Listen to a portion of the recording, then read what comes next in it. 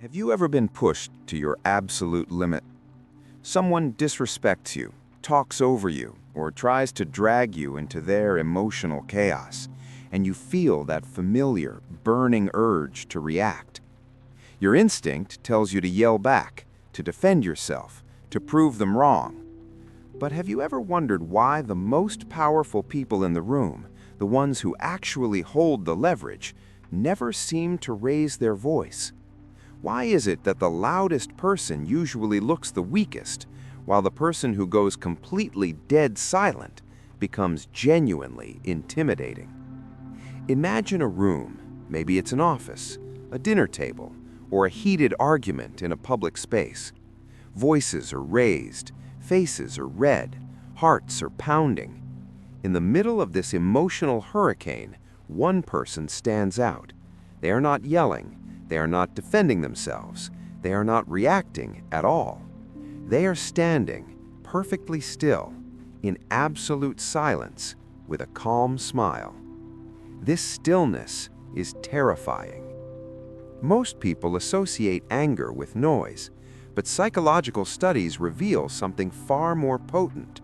It is not the person who yells the loudest that controls the room. It is the person who feels the maximum intensity of anger and channels that entire massive energy into profound, strategic silence. Welcome back to the quiet 1%.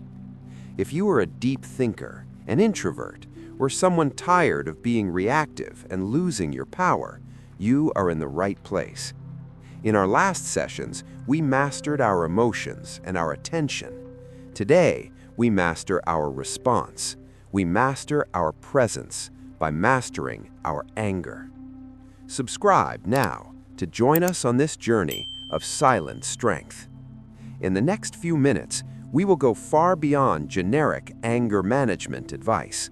We will deconstruct the behavioral psychology of why human beings fear quiet people.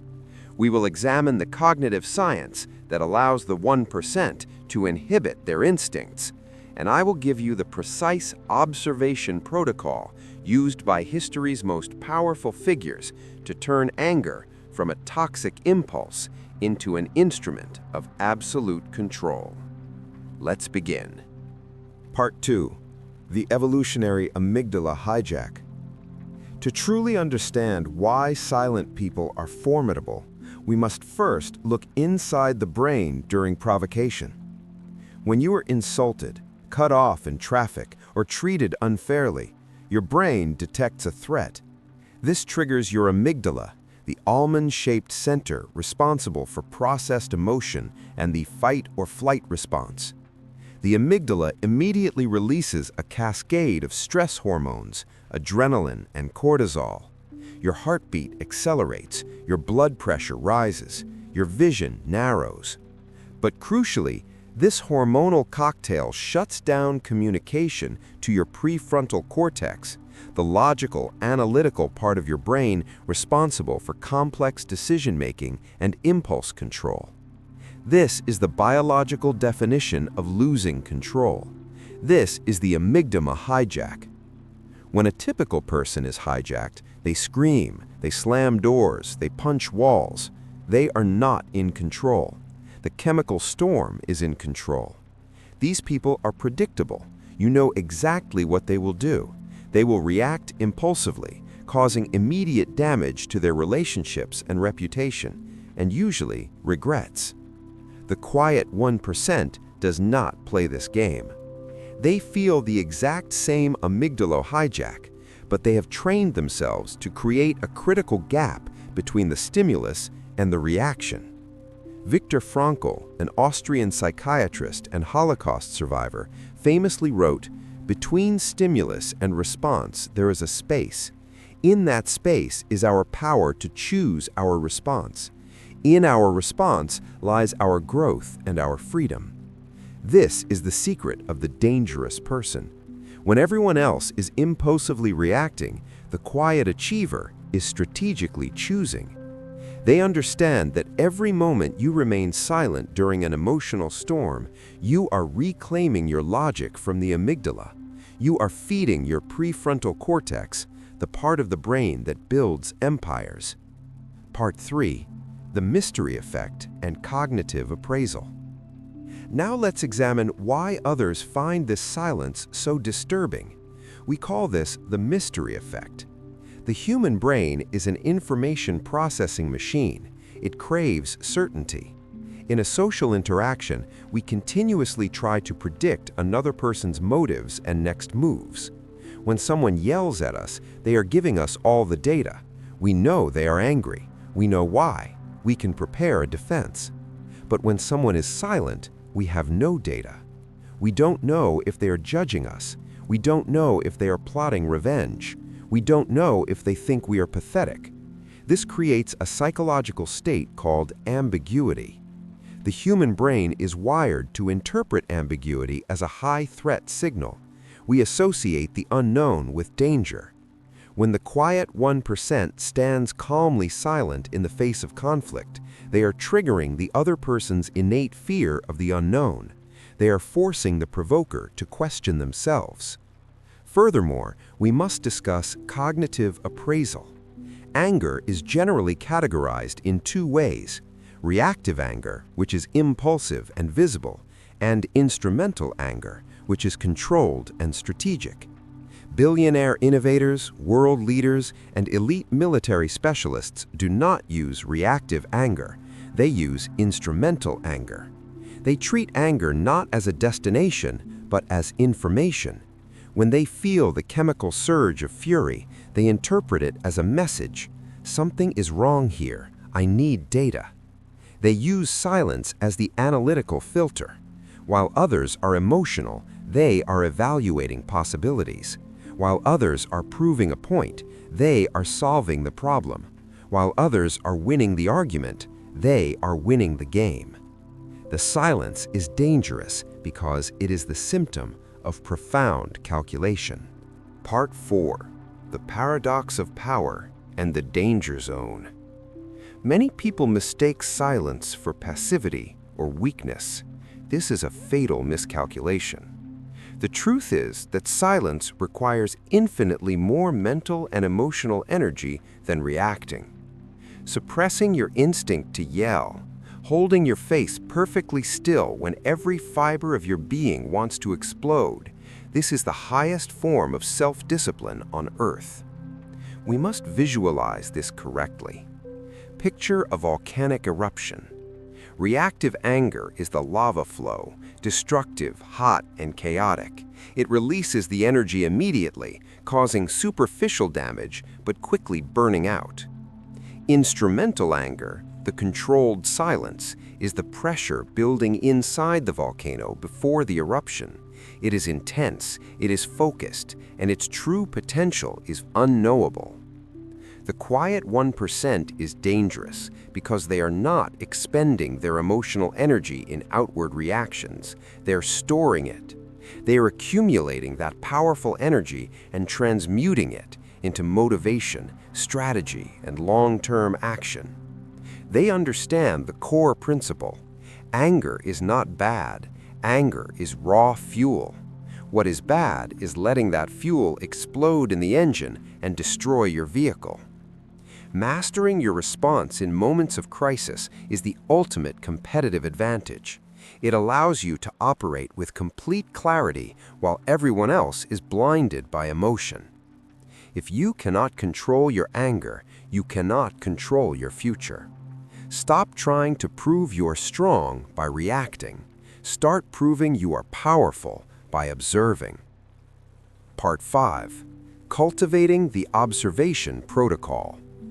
So how do we rebuild our response muscle? How do we disconnect from our primary biological impulse and step into that gap of power? We use the observation protocol, a precise behavioral framework used by tactical negotiators and strategic advisors to the 1%. Here are the 4 steps to implement this protocol today. Step number 1, the physiological check-in. The 9-second rule. The moment you feel the primal surge of anger, you are hijacked. Do not speak, do not type, do not act. Set a mental timer for 9 seconds.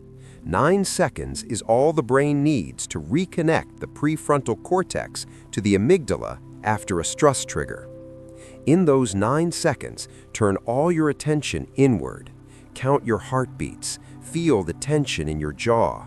Acknowledge the physical feeling of anger. Your only goal for those 9 seconds is to observe the internal chemical storm without letting it dictate your external behavior. Step number 2, identify the data. Once your logic has returned, stop asking, "Who insulted me?" Start asking, "What is the data here?" The quiet 1% knows that every conflict is a data set. When someone is screaming at you, they are giving you massive amounts of invaluable data. You know their triggers, you know their insecurities, and you know their priorities. Instead of defending, use silence to extract more data. Let them talk, let them exhaust their energy and empty their bag. While they reveal their weaknesses, you are strategically analyzing their psychological landscape. Step number 3. Activate the analytical anchor. Do not become emotionally attached to the conflict. You must become the observer. Anchor yourself psychologically outside the interaction. View the conflict as if you are a scientist observing an experiment, or a referee watching a match. This creates critical emotional detachment. You are not angry. You are observing a situation that produces anger. This cognitive shift gives you immediate dominance. The person who is detached will always manipulate the situation more effectively than the person who is emotionally invested. Step number 4. Choose the long-term response. Now that you have logic, data, and detachment, you can choose your final response. Do not optimize your response to win this small, stupid argument. Optimize it to win your long-term goals. Often, the most powerful response is to do nothing at all, to say nothing at all. Just walk away with a calm smile. This response leaves the ambiguity in place, forcing your opponent to remain afraid of what they cannot know. It is the signature move of the top 1%. They are not dangerous because they will attack. They are dangerous because you do not know if they will, nor do you know how. Reclaiming your response is not just a self-help technique. It is the ultimate act of social and emotional engineering. In a society that is increasingly polarized, impulsive, and reactive, choosing to be silent, choosing to be strategic, is a superpowered rebellion. You have the power inside you. Your stillness is not a weakness, it is your shield. Your silence is not passive, it is your strategic reserve. You do not need to raise your voice to make an impact. The quietest moves can have the loudest consequences. Thank you for spending your valuable time with us today. Let us know in the comments, have you ever noticed that the quietest person in the room can sometimes be the most intimidating? What's one strategy you use to control your reaction in a crisis? Subscribe to the Quiet 1% for more strategies on social mastery, mental fortitude, and the hidden habits of silent achievers. If you want to explore the psychology of emotional mastery and the hidden power of silence, watch this video. We will see you in the next video. Stay composed, stay quiet.